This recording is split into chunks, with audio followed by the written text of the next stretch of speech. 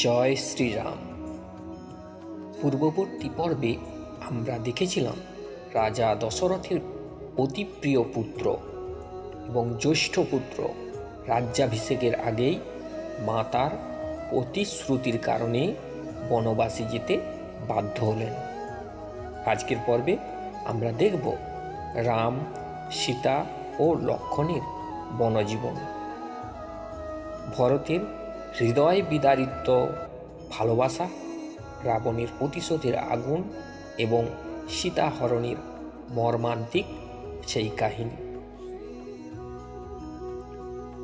তো এটা হচ্ছে রামায়ণের তৃতীয় পর্ব, তাই যারা প্রথম এবং দ্বিতীয় পর্বটি শুনেননি এবং দেখেননি তারা অবশ্যই ডেসক্রিপশানে এই লিঙ্কগুলো পেয়ে যাবেন। তো চলুন শুরু করা যাক আজকের মূল ভিডিও। ভোরবেলা অযোধ্যানগর ঘুমিয়ে আছে। রামচন্দ্র, সীতা, লক্ষ্মণ গঙ্গার ধারে পৌঁছে প্রজাদের সান্ত্বনা দিয়ে বললেন, ধর্মের পথে যে চলে তাকে কখনো দুঃখ স্পর্শ করতে পারে না। বনবাস আমার কর্তব্য, সেটাই আমার রাজ্য। অযোধ্যার মানুষ কাঁদছে, মাতাল কণ্ঠে বলছে, আমাদের রামকে ফিরিয়ে দাও। রাজা দশরথ পুত্র বিয়োগের শোকে দগ্ধ হয়ে একদিন চিরবিদায় নিলেন। রাম, সীতা ও লক্ষ্মণ পৌঁছলেন চিত্রকূট পর্বতে। সেই অরণ্য ছিল শান্ত, নদীর তীরে পাখির কলরব, গন্ধে ভরা কুসুমের ঝাড়। লক্ষ্মণ কাঠ কেটে এক সুন্দর কুটির বানালেন। সীতা রান্না করলেন, রাম পূজা করলেন বনদেবতার। রাম বললেন, এই বনই যখন আমাদের অযোধ্যা, এখানে আমরাই রাজা, রানী ও সেবক। একদিন ভরত জানতে পারলেন তার মা কইকেয়ী রামের বনবাসের কারণ। তিনি বললেন, তুমি আমার মা হলেও আমি অন্যায়কে মেনে নেব না। আমি রামের রাজ্য কখনো গ্রহণ করব না।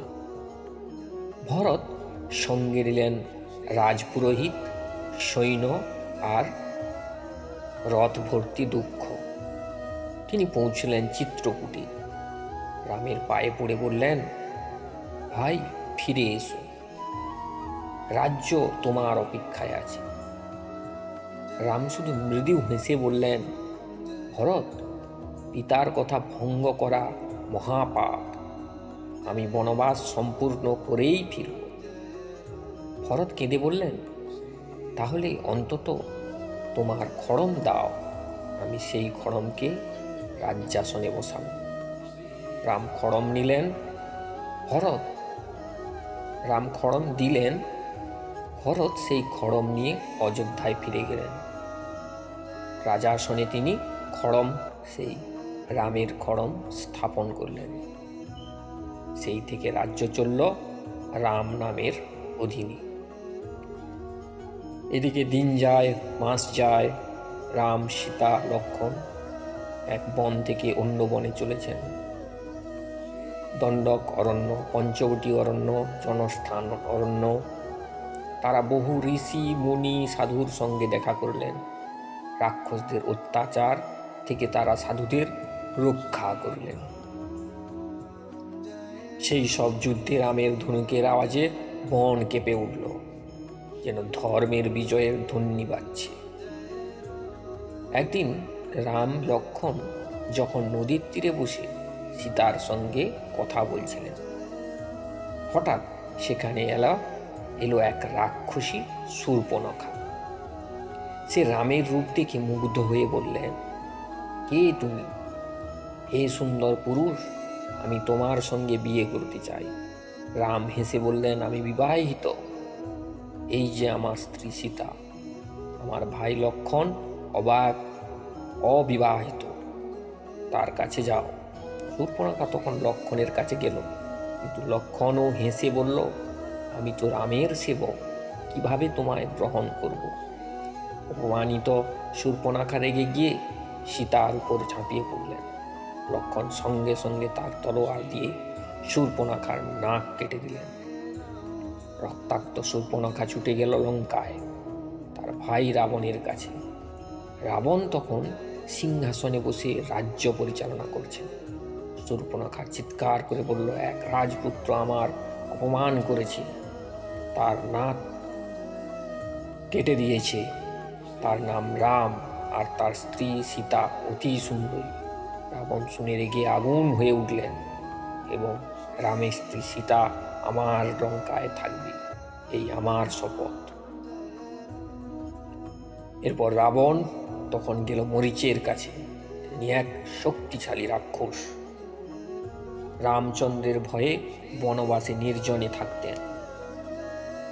রাবণ বলল, তুমি সোনার হরিণের রূপ নাও, আমি রামকে দূরে টেনে নিয়ে যাও, আর রামকে দূরে টেনে নিয়ে যাও এই সোনার হরিণের রূপ দেখিয়ে।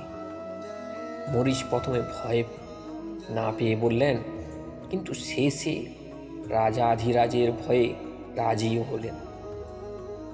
পরের দিন পঞ্চবটির কাছে সোনার হরিণ দেখা দিল।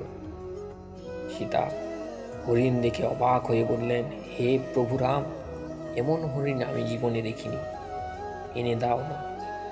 রাম বললেন, ঠিক আছে, আমি ধরে আনি, তুমি এখানে থাকো, লক্ষ্মণ তোমার সঙ্গে থাকবে। রাম তখন দূরে গেলেন। হরিণটি একসময় রামের তীরে নিহত হল, কিন্তু মৃত্যুর আগে মরিচ রামের কণ্ঠে চিৎকার করে উঠল, হে সীতা, হে লক্ষ্মণ, বাঁচাও, আমায় বাঁচাও। সীতা সেই আওয়াজ শুনে ব্যাকুল হয়ে বললেন, লক্ষ্মণ, তোমার দাদা বিপদে, যাও তাকে উদ্ধার করো। লক্ষ্মণ বললেন, জননী, ভয় করো না, ভাই বিপদে পড়তে পারেন না। সীতা ক্রোধিত হয়ে বললেন, তুমি কি চাও, রাম মারা যাক?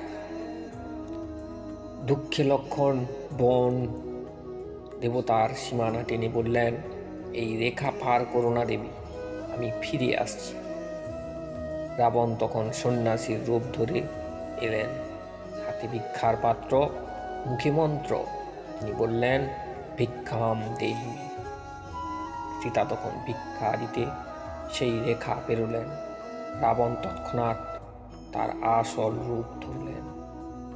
10টি মাথা, 20টি বাহু, আকাশ অন্ধকারে ঢেকে গেল। তিনি সীতাকে তুলে নিলেন তার সেই বিমানে। চিৎকার করলেন, হ্যাঁ, আমি লঙ্কার রাজা রাবণ। সীতা কাঁদতে কাঁদতে চিৎকার করে বললেন, হে রাম, হে লক্ষ্মণ, আকাশ পর্বত বন সব প্রতিধ্বনিত তুল্য তার নাম। আকাশে উড়ে যাচ্ছিলেন রাবণ।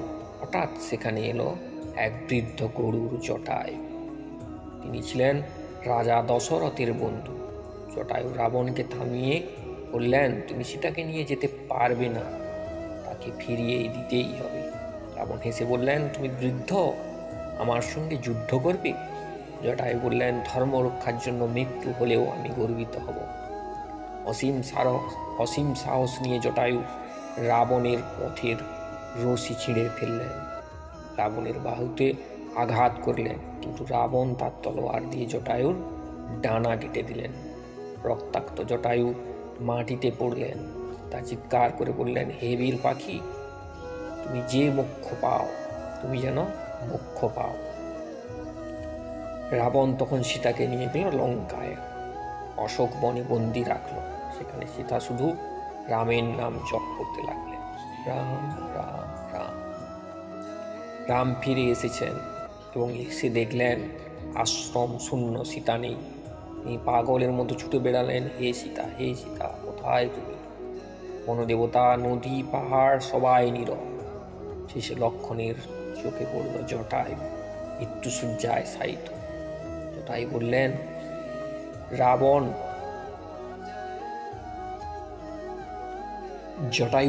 রাবণ লঙ্কার রাজা দক্ষিণ দিকে নিয়ে গেছে তোমার সীতাকে, এই বলে প্রাণ ত্যাগ করলেন।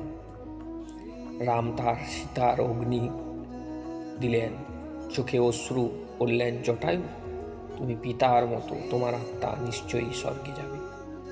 এরপর রাম ও লক্ষ্মণ খুঁজতে খুঁজতে পৌঁছলেন বৃদ্ধা ভক্তা শবরীর আশ্রমে। তিনি প্রতিদিন রামের আগমনের অপেক্ষায় থাকতেন, মনে ফল সংগ্রহ করতে রাখতেন। রাম এলে তিনি কেঁদে উঠলেন, হে প্রভু, এ তো অপেক্ষা করেছিলাম তোমার দর্শনের জন্য। তিনি রামকে ফল দিলেন, প্রতিটি ফল মুখে কেটে আগে স্বাদ নিলেন, তারপর রামকে দিলেন, যেন রামের মুখে ফল টক না যায়। রাম সস্নেহে তা গ্রহণ করলেন।